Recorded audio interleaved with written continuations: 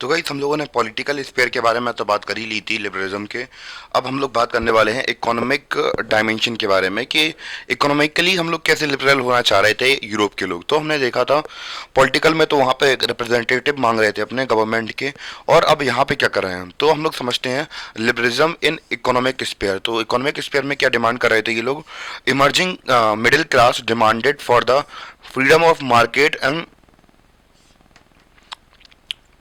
evolution of uh, evolution of state imposed restriction on the movement of goods and capital। तो वो लोग ये कह रहे थे कि भैया जो गुड्स और हम लोग बात करें कैपिटल का मूवमेंट होता था, तो इसके ऊपर जो एरिस्टोक्रेसी क्लास होती थी वो क्या करते थे, वो लोग इनके ऊपर रोक टोक लगा देते थे। जैसे कि मान चलिए कि इन्हें करना है, आपको इन्हें माल देना है, इन्हें माल नहीं देना है। तो अब भैया रोक टोक से अब परेशान हो गए थे। अब भैया जब आपकी जिम गर्म होती है और आपको कोई रोकने टोकने की कोशिश करता है तो फिर मज़ा नहीं आता है। जो एक कंडीशन तब होती है जब आपके पास बिल्कुल पैसे नहीं हो, तब तो मान चलो कि हाँ कह दिया तो भैया आप कोई ऑप्शन ही नहीं बचा हमारे पास। पर जिम गर्म है तो भैया आप कौन नेता बन रहे हैं तुम्हें?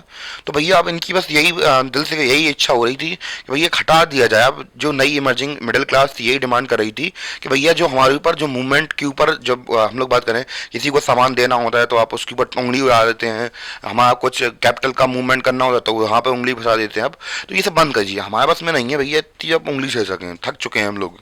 ठीक है, तो ये डिमांड कर रहे थे। और हम लोग बात करें क्यों क्यों मिडिल क्लास अपोज कर रही थी ये रिस्ट्रिक्शंस, क्योंकि भैया इन्हें चैलेंजेस आते थे economic setup at that times. तो जो हम लोग बात करें इनके जो सेटअप्स थे तो उसमें मतलब बहुत ज़्यादा प्रॉब्लम होती थी, differences in unit of weight measurement of goods. तो अब जैसे कि हम लोग बात करें कि यूरोप के अंदर होता ये था कि जैसे मान चलो कि ये कोई किंगडम है, ठीक है, ये कोई किंगडम है। तो अब यहाँ से अगर यहाँ पे हमें कोई चीज़ बेचने जानी है तो फिर यहाँ पे उस समय पर देखो कोई कंट्री या नेशन तो होता नहीं था, अगर होता भी तो वो भी वहाँ भी टैक्स लगता ना। तो अलग अलग यहाँ पे हम लोग बात करें यूनिट्स ऑफ एम्पायर हमारे खड़े हुए हैं, और यहाँ से अगर हम कोई सामान बेच रहे हैं 5% यहाँ ले लिया, 10% यहाँ ले लिया, 10% यहाँ ले लिया और 15% यहाँ ले लिया।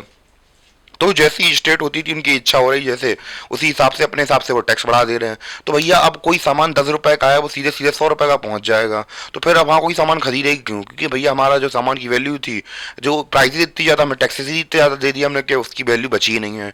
तो अब भैया ये लोग थक चुके थे, क्योंकि भैया जो डिफरेंट मेजरमेंट यूनिट थे वो भी अलग अलग थे। जैसे कपड़े नापने का मीटर, मतलब जैसे हमारे यहाँ पे मीटर होता है वहाँ पे, वो वहाँ पे अलग सीन चलता है, ठीक है। तो वहाँ पे जो मेजरमेंट था वो अलग अलग था, कहीं पे 10 मीटर इतना मान रहे हैं, किसी 10 मीटर इतना मान रहे हैं, कहीं 10 मीटर इतना मान रहे हैं। अब जहाँ पे इतना मान रहे हैं तो भैया उधर जाके अपना मतलब जहाँ पे इतना मान रहे हैं तो भैया प्रॉब्लम हो जा रही, क्योंकि अगर इतना सामान लेके जा रहा है वो कह रहा है 10 मीटर इतना ही होता है हमारे यहाँ। तो और लो जितना सामान ला उससे आधा तो तुमने पहले रख लिया, कह रहा 10 मीटर इतना होता है, हम कैसे मानेंगे? तो फिर ये सारी प्रॉब्लम्स देखने को मिल रही थी। तो हमने क्या देखा पॉलिटिकल स्पेयर के अंदर, हमने देखा कि रिप्रेजेंटेटिव मांग रहे थे अपने लिबरलिज्म के अंदर कि हमें मतलब कि हमारे कॉन्स्टिट्यूशन दे दो और पार्लियामेंट के थ्रू हमें गवर्नमेंट दे दो और हमारी कॉन्सेंट से गवर्नमेंट बनाओ। और इकोनॉमिक स्पेयर के अंदर हमने लिबरलिज्म के अंदर ये देखा कि ये लोग चाह रहे थे कि जो रिस्ट्रिक्शंस लगे हुए हैं वो हटा दिए जाएं, कि भैया मूवमेंट्स और जो गुड्स और कैपिटल को लेकर कि ये जो एरिस्टोक्रेसी क्लास थी इनके ऊपर रिस्ट्रिक्शन लगा देती थी कि आपको यहाँ नहीं बेचना सामान, वहाँ नहीं बेचना, सब ये हटा दो। तो यही यही सारी डिमांड कर रही थी कौन सी? Middle class. तो मिडिल क्लास वालों को बहुत सारे प्रॉब्लम्स होने लगी थी किससे? एरिस्टोक्रेसी क्लास से। और यही लोग हम लोग बात करें अब खिलाफ हो जाएंगे किसके? एरिस्टोक्रेसी के। क्योंकि भैया पीजेंटे के पास तो वैसे ही जान नहीं है, वो तो वैसे ही कहते भैया हम तो हमारे हमारा आदमी, माफ कर दो माफ कर दो, इससे ज़्यादा कुछ नहीं बोलते। पर जब आप पढ़े लिखे होते हैं, आप खुद बताइए, मेरे साथ खुद एक्सपीरियंस हो चुका है, कोई अनऑफिशियल कोई अनप्रोफेशनल चीज़ करता है आपके सामने तो फिर गुस्सा तो आती है, चाहे फिर सामने जो भी खड़ा हो, फिर भाई कहीं बुरा लग जाता है फिर कि आप फालतू में आप अपनी इम्पोज कर रहे हैं। क्योंकि अगर गरीब आदमी होगा तो वो क्या करेगा भाई, अब अपनी गलती भी उसकी सामने वाले की गलती होगी, भाई साहब माफ कर दो माफ कर। तो ये नहीं होना चाहिए, तो आपको अपने राइट्स पता होने चाहिए। तो ये सीन होता है। तो ऐसे ये लोग अब डिमांड करने लगे हैं अलग अलग चीज़ें।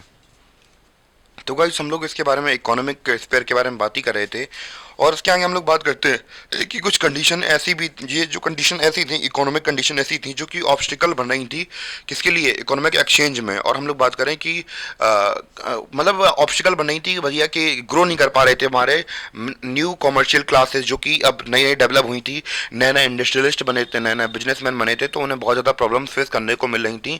जैसे कि हम लोग अभी अभी हाल बात की कि इन प्रॉब्लम्स की वजह से तो फिर इसको लेकर उन्होंने कहा कि सॉल्यूशन क्या बनाया जाए। तो फिर इन्होंने कहा कि भैया ऐसा करते हैं, कुछ इकट्ठा बनाते हैं, यूनिफाइड करते हैं, यूनिफाइड टेरिटरी बनाई जिन्होंने, उसमें मतलब एक यूनिफाइड इकोनॉमिक टेरिटरी बनाने के बारे में सोचा है इन्होंने, और उसका नाम क्या दिया इन्होंने, तो 1834 में बना भी ली। क्या बनाई? 1834 में, 1834 में इन्होंने एक कस्टम यूनियन बनाया। क्या बनाया? कस्टम यूनियन बनाया इन्होंने, जिसका नाम क्या रखा? ज़ोल्वरीन नाम रखा। जिसमें इन्होंने क्या किया? Was formed in initiative of Prussia joined most of the states. तो इसमें हम लोग बात करें कि जर्मन स्टेट्स ने ज्वाइन किया, बनाया किसने? प्रूशिया ने बनाया। अब हम लोग बात करें कस्टम यूनियन क्या होता है, तो एक इकोनॉमिक टेरिटरी तरह समझ सकते हैं इसको हम लोग के, एक बड़े इलाके के अंदर, जैसे हम लोग बात करें इंडिया, चाइना, बांग्लादेश और नेपाल, भूटान, तो ये सभी कंट्रीज मिल जाए साथ में, जैसे हम लोग नहीं फ्री ट्रेड एग्रीमेंट करते हैं, तो उसी प्रकार से एक ट्रेड यूनियन बना लिया एक तरीके से, कि हम लोग अगर आपस में कोई ट्रेड करेंगे तो फिर हम लोग एक मेजरमेंट फिक्स कर लेंगे। जैसे अभी आप लोगों ने कुछ समय पहले सुना होगा, ब्रिक्स ने एक नई करेंसी लॉन्च की है, तो फिर इन लोग जो आपस में ट्रेड करने वाले हैं, तो फिर जो हम लोग बात करें वेट्स और मेजरमेंट के जो अलग अलग पैरामीटर्स हैं वो सभी एक हो जाएंगे। और हम लोग बात करें करेंसी भी का एक मतलब चला, जैसे कि आज के समय पर हम लोग देखते हैं कि जो अलग अलग वर्ल्ड की ग्रुपिंग लीडर्स होते हैं तो वो लोग कर लेते हैं ऐसा। द यूनियन एबॉलिश्ड टैरिफ, तो भैया अब यूनियन तो बन ही गया था, ये संघ बन ही गया था, तो इन्होंने जो टैरिफ बैरियर्स थे, टैरिफ बैरियर्स क्या होते हैं इसको समझते हैं। तो टैरिफ बैरियर्स क्या होते हैं, जैसे कि अगर हम आपकी कंट्री से मैंने कुछ सामान मंगाया, मेरी कंट्री के अंदर आया, तो अब गवर्नमेंट क्या करती है, उनकी पर टैरिफ लगा देती है, यानी कि एक्स्ट्रा चार्जेस लगा देती है कि अगर मेरे कंट्री के अंदर कोई सामान बेचना है तो हमें भी गवर्नमेंट को ही पैसा देना पड़ेगा, तो वो टैरिफ बैरियर्स होते हैं। तो फिर उनके ऊपर टैरिफ बैरियर्स लगाए गए। Reduce the number of currencies, तो उस समय पर हमें पता है कि बहुत सारी करेंसीज चलती थी, तो भैया कितनी कितनी करेंसी चल रही थी? 30 से ज़्यादा करेंसी चल रही थी। अब करेंसी बची कितनी? 30 से लेके अब किस में आ गए? टू करेंसी में आ गए। तो भैया अब जैसे कि हम लोग बात करें कि अब करेंसी एक्सचेंज में आपको पता है कि इंडिया की वैल्यू कितनी गिर चुकी है, 91 रुपीज़ शायद अभी कुछ दिनों पहले पहुंचा था। और अब जब करेंसी जब एक्सचेंज करने जाते हैं डॉलर के पर्सपेक्टिव में, तो हमारी जब वैल्यू वीक पड़ जाती है तो बहुत ज़्यादा ट्रेड में प्रॉब्लम होती है। तो अगर करेंसी हम लोग बात करें, करेंसी अगर एक ही करेंसी रहेगी तो भैया वैल्यू एक्सचेंज में कोई प्रॉब्लम नहीं होने वाली है, क्योंकि हमें ऐसे ही बहुत घाटा पड़ता है। तो इसलिए 30 से लेकर दो में करेंसी चेंज कर दी गई। Creation of network of railways further stimulated the mobilisation harnessing economic interest to the unification. तो भैया अब हुआ क्या इसके बाद कि वहाँ पे रेलवेज वगैरह बनने लगे। तो अब जब लोग देख रहे थे कि भैया करेंसी भी हमारी यूनिफाइड हो गई है, जो टैरिफ लग रहा था वो भी कम हो गया है, और जो रेलवे से हम लोग बात करें मोबिलाइजेशन था वो इंक्रीज हो गया रैपिडली, तो इससे अब लोग समझने लगे तो भैया अभी तक मान चलो 10 रुपये मिल रहे थे, अब एक साथ 100 रुपये मिलने लगे, अरे भैया ये तो बहुत अच्छी चीज़ है।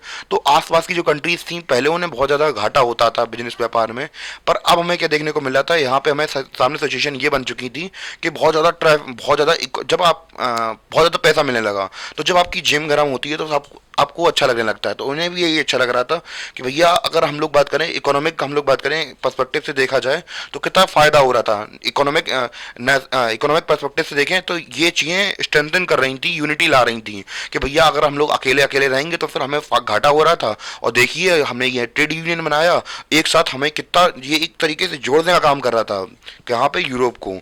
तो हमने इसके अंदर क्या क्या चीज़ें देखी, तो जो जितनी हमने चीज़ें देखी उसको फिर से हम लोग समराइज कर लेते हैं। तो हमने यहाँ पे देखा कि बहुत सारी प्रॉब्लम्स फेस करने को मिल रही थी, जो हम लोग बात करें कमर्शियल क्लासेस को, और जब इतनी सारी कमर्शियल क्लासेस को प्रॉब्लम फेस करने को मिल रही थी तो इन लोगों ने सोचा कि यूनिफाइड एक इकोनॉमिक टेरिटरी बनाई जाए। फिर इन्होंने एक कस्टम यूनियन बनाया 1834 में, जिसका नाम ज़ोल्वेरियन रखा है इन्होंने। और फिर हम लोग बात करें इनिशिएटिव चलाया किसने था? प्रूशिया ने, और बाद में जर्मन स्टेट ने इसे ज्वाइन भी कर लिया। और इन्होंने जो टैरिफ वगैरह थे वो लग रहे थे वो हटा दिए, तो इन्हें बहुत ज़्यादा फायदा हुआ। करेंसीज जो अलग अलग प्रकार की चलती थी, 30 से ज़्यादा करेंसीज चलती थी, वो उसमें 30 हटा के 2 कर दी उनमें। और यहाँ पे रेलवे का नेटवर्क तैयार किए गए, जिससे कि ट्रांसपोर्टेशन में बहुत ज़्यादा फायदा हमें देखने को मिला। तो ये कुछ हम लोग बात करें कुछ इकोनॉमिक पर्सपेक्टिव से कुछ चीज़ें ऐसी थी जो कि हेल्प कर रही थी नेशनलिज्म को करने में, मतलब बढ़ाने में। आई थिंक इतना क्लियर हो गया होगा आप लोगों को कि कैसे कैसे इकोनॉमिक पर्सपेक्टिव से जो नेशनलिज्म था वो कैसे कैसे स्ट्रेंथन हो रहा था, जो नेशनलिज्म की बेस थी वो कितनी ज़्यादा अटैच हो चुकी थी इस वजह से।